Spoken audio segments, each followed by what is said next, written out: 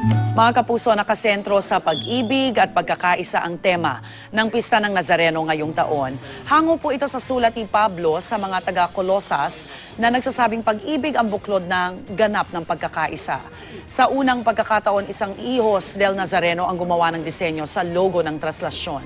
Makikita rito ang nakayakap na kamay ni Jesus na para bang pinapasandin niya ang mga taong nagdadala sa puon. Maliban sa mga deboto, inaasahang dadagsa rin ang mga turista sa prosesyon.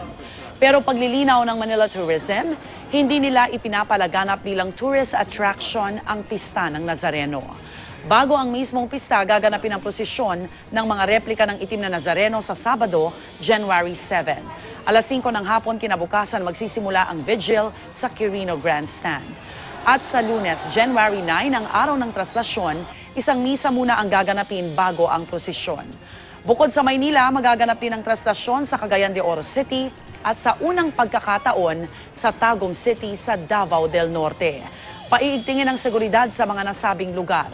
Isang paalala naman ang naisihatid ng simbahan sa mga deboto at namamasan na dadalo ngayong taon.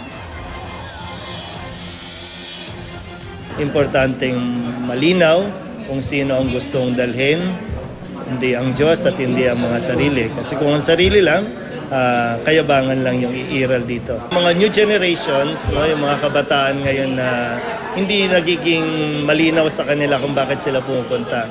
Para sa kanila ay nagiging pagalingan, no, na paramihang ilang beses silang makasampa, ilang beses silang makahawak, then after that wala na. So hindi kasi ganun yung mga totoong deboto.